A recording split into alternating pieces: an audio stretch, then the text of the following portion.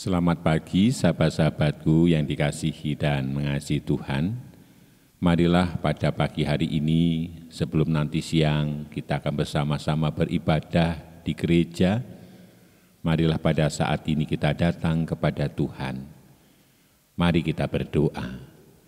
Tuhan Allah Bapa kami yang di surga, pada pagi hari ini kami datang ke hadirat-Mu yang Maha Kudus.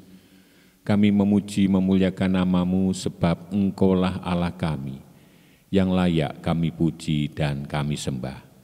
Tuhan, pada saat ini kami memohon pengampunan atas segala dosa pelanggaran kami, supaya kami layak memuji dan memuliakan nama-Mu. Jika sebentar kami juga hendak membaca dan merenungkan sabda-Mu, tolonglah kami dengan kuasa Roh Kudus-Mu. Terima kasih Tuhan. Di dalam nama Tuhan Yesus kami berdoa. Amin. Sahabat-sahabatku yang dikasihi dan mengasihi Tuhan, marilah kita senantiasa mengingat-ingat akan kasih Tuhan kepada kita. Marilah kita jangan pernah melupakan segala kebaikannya di dalam kehidupan kita. Sebab Dialah Allah yang sangat mengasihi kita, yang sangat mencintai kita. Kasih Allahku sungguh telah terbukti ketika Dia serahkan anaknya. Kasih Allah mau berkorban bagi kau dan aku. Tak ada kasih seperti kasih-Mu. Kasih Allahku sungguh telah terbukti ketika Dia serahkan anaknya. Kasih Allah mau berkorban bagi kau dan aku. Tak ada kasih seperti kasih-Mu.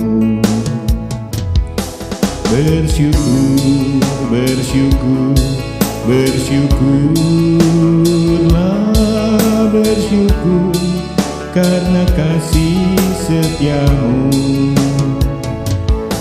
Ku sembah, ku sembah, ku sembah dan ku sembah. Selama hidupku, ku sembah Kau Tuhan.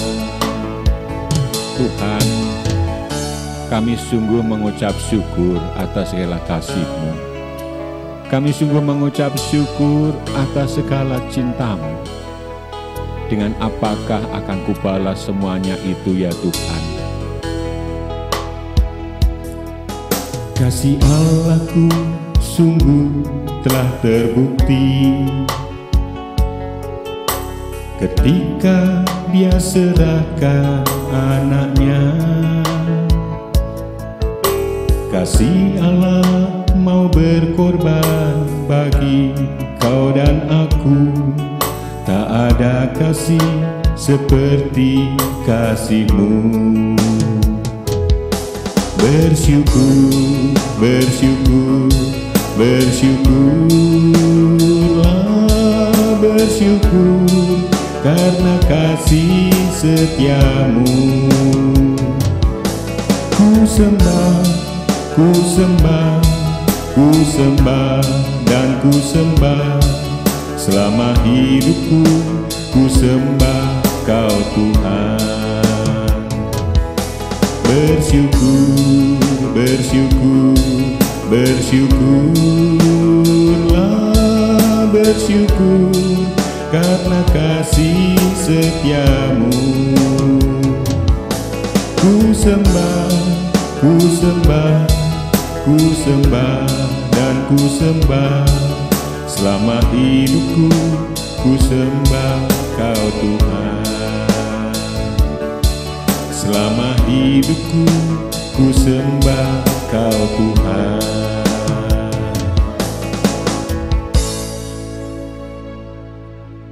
Tuhan Yesus mengajarkan kepada kita supaya kita dapat menjadi anak-anak-Nya yang rendah hati. Dan pada saat ini kita akan belajar dari Rasul Paulus melalui 1 Korintus 9 ayat 19 sampai 23 yang demikian. Sungguh pun aku bebas terhadap semua orang, aku menjadikan diriku hamba dari semua orang, supaya aku boleh memenangkan sebanyak mungkin orang. Segala sesuatu ini aku lakukan karena Injil, supaya aku mendapat bagian dalamnya. Amin. Di dalam melakukan misinya, yaitu pekabaran kabar sukacita, Rasul Paulus memiliki sebuah strategi, yaitu Rasul Paulus selalu merendahkan diri terhadap semua orang. Padahal jika diingat, Rasul Paulus adalah murid Gamaliel, artinya Rasul Paulus adalah orang yang pandai. Bahkan Rasul Paulus pernah menjadi anggota Sanhedrin. Artinya Rasul Paulus pernah menduduki jabatan yang sangat bergengsi. Tetapi Rasul Paulus meninggalkan itu semua. Rasul Paulus tidak membangga-banggakan dirinya. Rasul Paulus tidak mengingat-ingat masa lalunya. Sehingga pada saat ini Rasul Paulus dapat merendahkan diri di hadapan semua orang. Tujuan Rasul Paulus merendahkan diri adalah supaya Rasul Paulus dapat memenangkan sebanyak mungkin orang. Tetapi ada satu hal yang harus kita ingat, betapa tidak menyenangkan menjadi orang yang rendah hati, karena terkadang disepelekan atau tidak dianggap oleh orang lain. Rasul Paulus ketika menghadapi semuanya ini, Rasul Paulus tidak mempedulikannya. Sebab tujuan Rasul Paulus adalah supaya banyak orang yang dimenangkan, terlebih dari itu, supaya Rasul Paulus pun dapat menjaga kehidupannya dengan baik, sehingga Rasul Paulus tetap akan mendapat anugerah kehidupan kekal. Oleh karena itu marilah kita belajar merendahkan diri kita terhadap orang-orang yang kita layani, supaya kita juga dapat untuk memenangkan banyak orang, dan kita juga dapat terus memelihara hati kita supaya hati kita tetap menjadi hati yang penuh dengan belas kasihan. Dan ketika kita terus-menerus melakukan hal ini, yaitu merendahkan hati kita, maka kita pun akan terbiasa hidup di dalam kerendahan hati. Dan tanpa kita sadari, di dalam kerendahan hati itulah kita akan mengalami perjumpaan dengan Tuhan. Kebahagiaan akan kita miliki ketika kita melihat ada banyak orang yang kita menangkan, ketika kita melihat ada sukacita di sekitar kita. Tetapi bayangkan jika kita meninggikan hati, yang ada hanyalah perbantahan. Dan bukankah di dalam perbantahan itu ada banyak orang yang dilukai dan akhirnya tidak ada orang yang dimenangkan, dan kita pun akan kehilangan sukacita. Oleh karena itu marilah kita belajar merendahkan hati kita supaya kita dapat memenangkan banyak orang. Mari kita berdoa.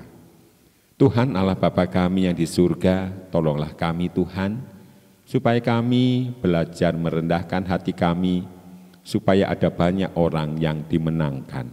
Kami percaya Engkau telah memilih kami menjadi anak-anak-Mu. Itu artinya Engkau hendak menganugerahkan kebahagiaan kepada kami.